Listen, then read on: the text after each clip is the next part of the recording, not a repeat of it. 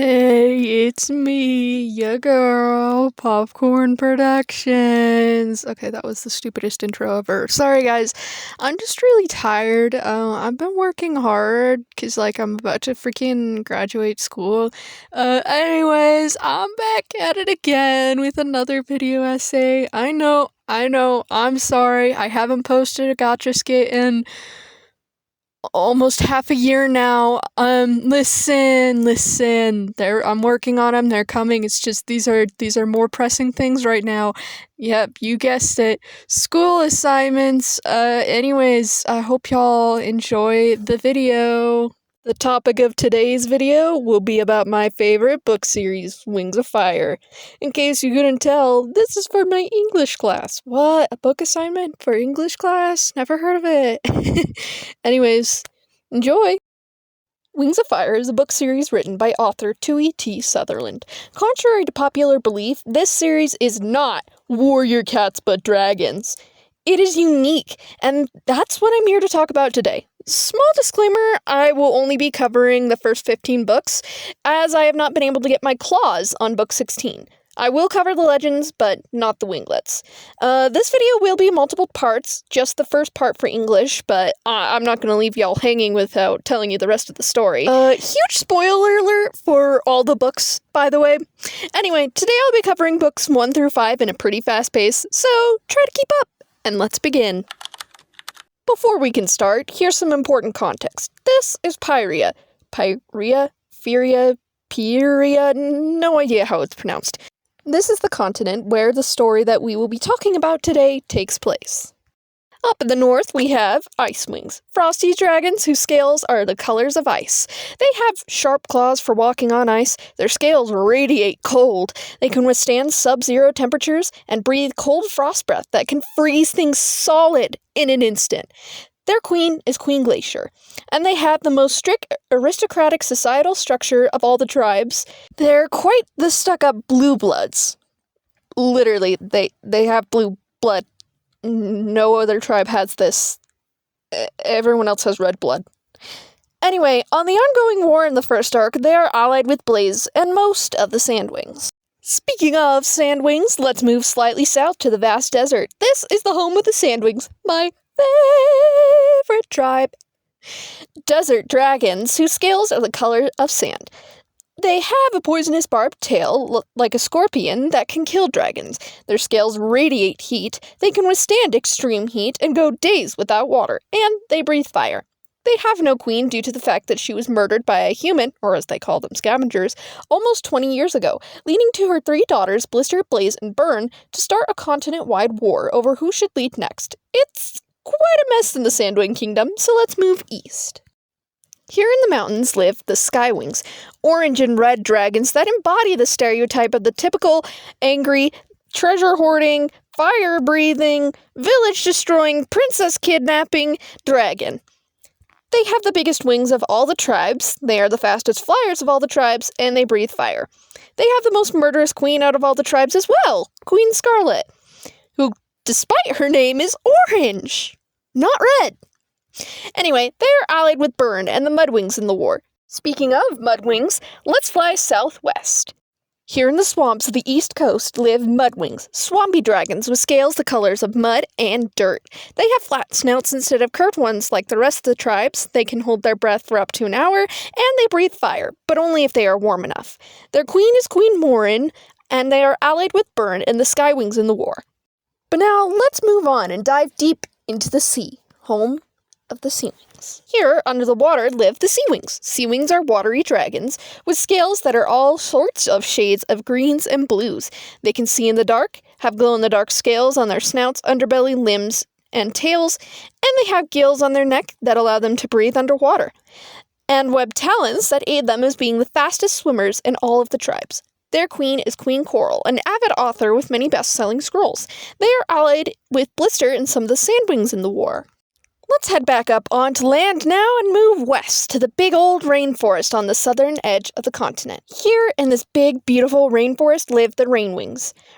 A peaceful, lazy tribe of fruit eaters whose scales can change to be any color. They can go completely invisible. They have prehensile tails that allow them to swing from branch to branch, like monkeys. Due to their peaceful and docile nature, they are not involved in the war. The final tribe is also not involved in the war, but for entirely different reasons. The final tribe is the Nightwings. Nightwings are the most mysterious and elusive of all the tribes, so much so that no one knows where they live.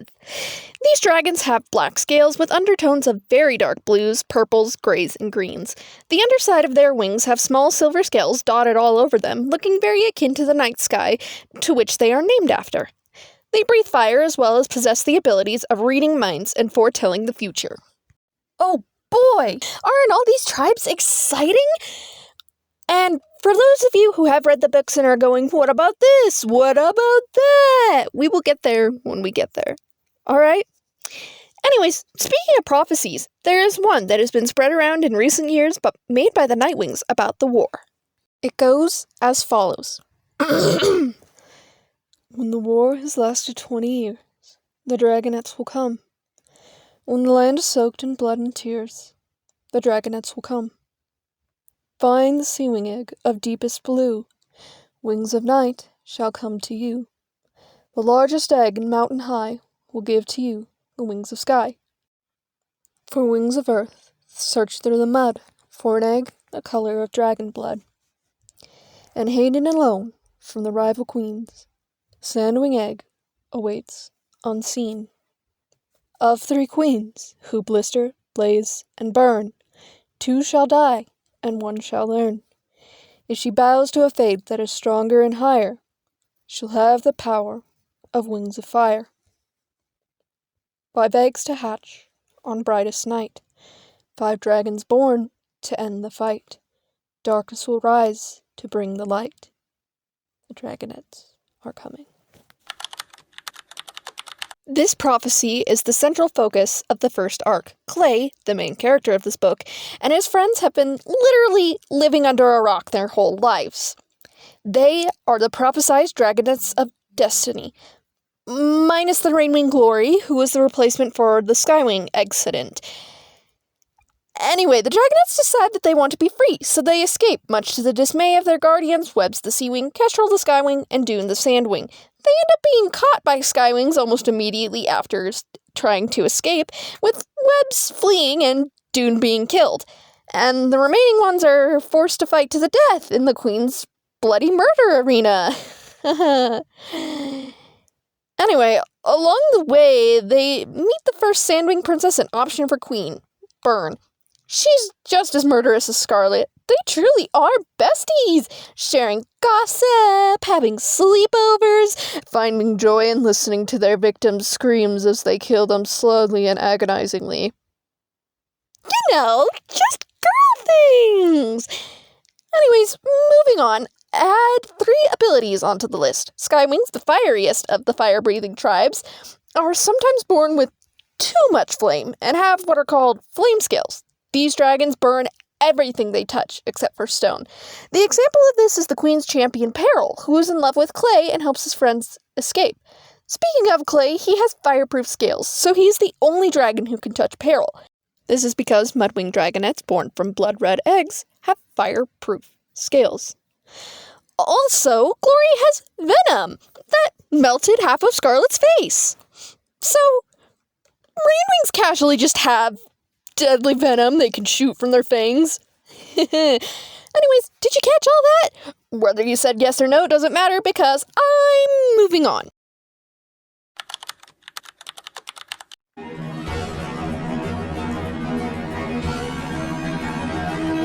Oh, I was a girl in the village, dude! Already then I became a princess! Now I gotta figure out how to do it right! So much to learn and see! Up in the castle with my new family, in a school that's just for royalty! All the enchanted world is waiting for me! So excited to be, so be the first time finding out what being royal is all about! Making my way, it's an adventure every day, so be Sophia's gonna be my time. Sophia, to show them all that I'm Sophia the First. I'm so sorry for subjecting y'all to that. I swear I'm a good singer. I'm trying to avoid copyright. That is book 2 in a nutshell. Tsunami, the sea-winged dragonet of the Dragonets of Destiny, and the protagonist of this book, has just found out that she is not delusional and is indeed a lost princess of the Sea-Wing tribe. Her and her friends go seeking out the Sea-Wing's secret above-water castle and end up finding it.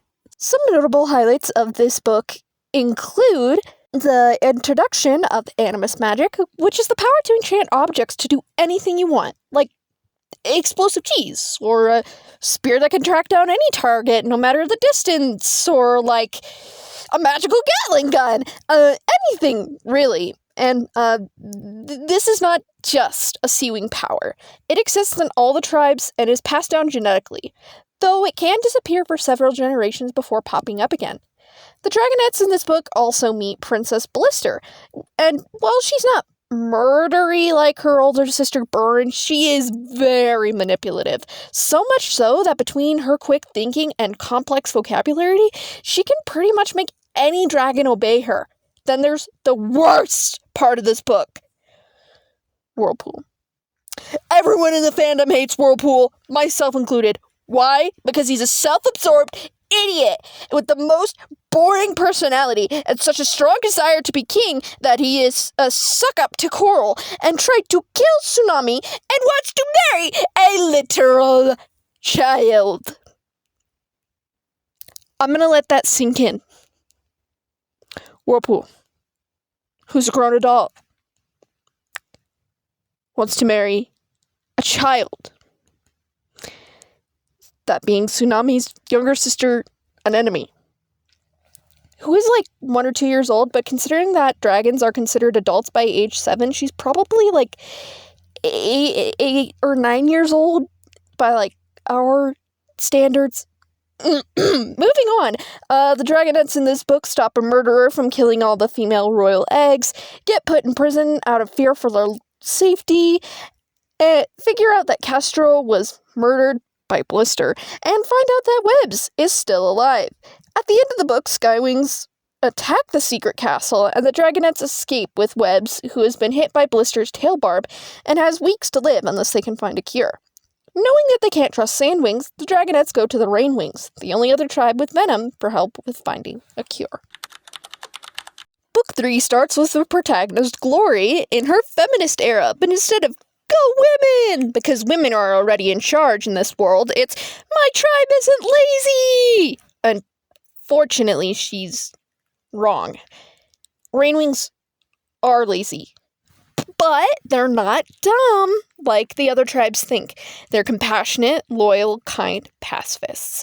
They are creative, but have forgotten how to read and write because of their self-imposed isolation of not wanting to leave the tropical paradise of the rainforest, and other dragons being racist and not wanting to associate with lazy slobs.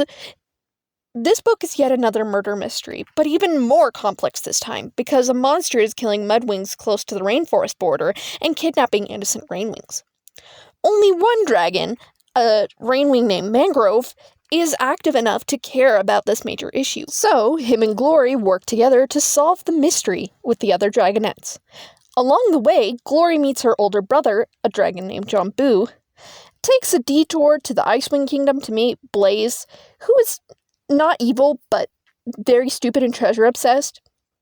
So in conclusion, all the options for heirs to the Sandwing throne suck. Not good, but at least she gives them the cure for Webb's barb wound. Turns out, it's cactus juice. Drink cactus juice. It'll quench you. Nothing's quenchier. It's the quenchiest. Glory falls in love with a Nightwing assassin, but is a total tsundere about it, and solves the mystery of the missing dragons. Turns out, Nightwings have made animus tunnels to the Kingdom of Sand and their own volcanic island. They're kidnapping Rainwings to experiment on what their venom is capable of. They make the mistake of kidnapping Glory, though, who uses her baddie moves to free herself and her cellmate, a young dragonet named Kinkajou, and they escape with the help of Deathbringer, or as us fans affectionately call him, Murder Basket. Context for that later, but he is Glory's assassin crush. And of course, ya boy Clay! Anyways, Glory decides to take action and stop the Nightwings by becoming the Rainwing Queen. But Rainwings don't do fighting to the death like other tribes, so she instead beats the queens, none of which are royal except one. They share responsibility because they're the only Rainwings willing to be slightly less lazy for like certain parts of the year to help their tribe out. Anyways, she beats them in a series of challenges that she wins with the help of her Rainwing friends made during her journey. So you could say that the real Rainwing Queen is the friends we made along the way. By the way, Starflight has been kidnapped. Moving on. Starflight, the Nightwing prophecy dragonet and the protagonist of this book, has been kidnapped by his own tribe who live on a volcanic island and are slowly starving to death. Yippee! So he's being tested to see if he is worthy of being in the prophecy. There's also a set of false dragonets who have been raised to follow Nightwing orders and choose Blister as the next Sandwing Queen. The real dragonets were going to be used, but they didn't pick Blister, so now they're being tested to see which dragonet from what set will save the world. To quote Starflight himself, "Marusir isn't just messing with fate, he's trying to rewrite it entirely." All of the alternative dragons suck, by the way. Flame the Skywing is angry and self-absorbed. Viper the Sandwing is violent and vicious. Squid the Seawing is a dumb coward, and Orc the Mudwing is a food-obsessed idiot. The only good one is Fate Speaker the Nightwing. She's a little bit delusional, thinking that she can see the future and read minds when she obviously can't, but I still love her, sweet baby girl. Anyway, along the way, Starflight discovers that the Nightwings lied about having powers, so remove those from the list. They fake using these so-called powers to execute their real plan, make Blister queen, and use her army to take over the rainforest and enslave Rainwings. Not cool, guys. Like, I know y'all are starving and will soon be wiped out by the volcano in a few years, but like, the rainforest is pretty big. There's no reason you can't just move in. I doubt the kind and friendly Rainwings would object. Back to the plot. Starflight escapes the volcanic island with Fate Speaker, and together they tell Glory the Nightwing's plans. With the volcano being mere hours away from erupting, Glory decides to lead the Rainwings in a stealth mission where they rescue the imprisoned dragons and save the Nightwings from certain death by having them surrender and accept Glory as their queen in exchange for peace and living in the rainforest. After everyone has gotten away safely, the volcano blows up, killing Marusir and blinding Starflight, who stayed behind with Clay, Tsunami, and Sunny to make sure everyone made it out alive. In the final book of this arc, Sunny, the Sandwing Dragonet of Destiny, and the protagonist of this book, has just had her world shattered by the reality of the prophecy being fake. Before she can process this, though, she's kidnapped by Nightwings, planning to use her as a hostage, so they can convince Glory to let the Nightwings have their own queen and kingdom within the rainforest.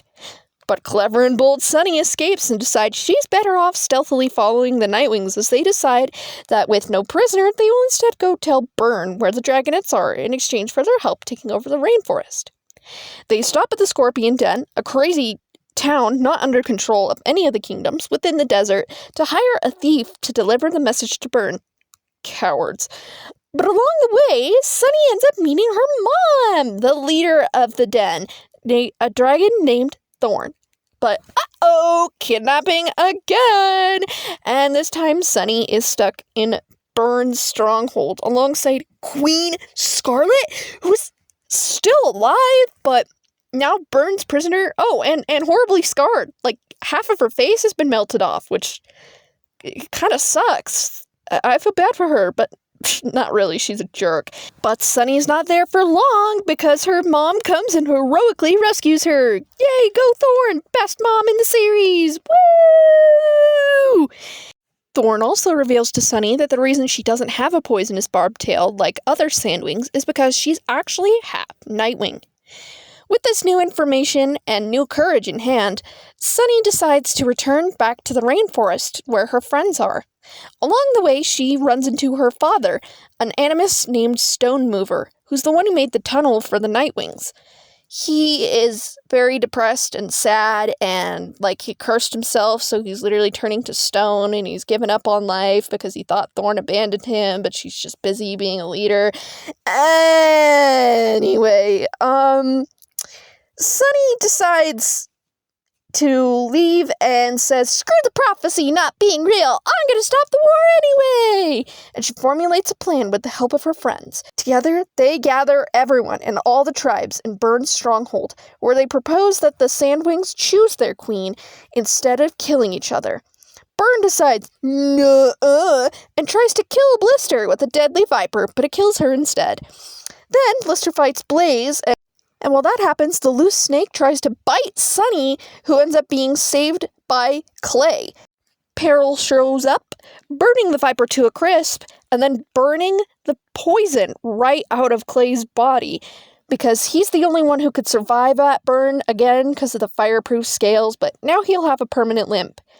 While all of that is happening, with the help of Prince Smolder's pet human, Scavengers, as I previously mentioned, helps them find the missing Eye of Onyx, a magical necklace that decides, like, who would be the best queen. Sunny takes it and chooses her mom, Thorn, who has proven to be a good leader. This encourages Blister to take the Eye of Onyx, and it Thanos snaps her out of existence. Thoroughly traumatized upon seeing both of her sisters dead, Blaze accepts Thorn as the new queen. And all is happily ever after, for now. And with the end of the first arc, so comes the end of this first video. And again, for anyone wondering, where's this? Where's that? We will get there when we get there. If you don't know what Wings of Fire is, or you just have any questions in general, feel free to ask me in the comments below, but please stay respectful and kind.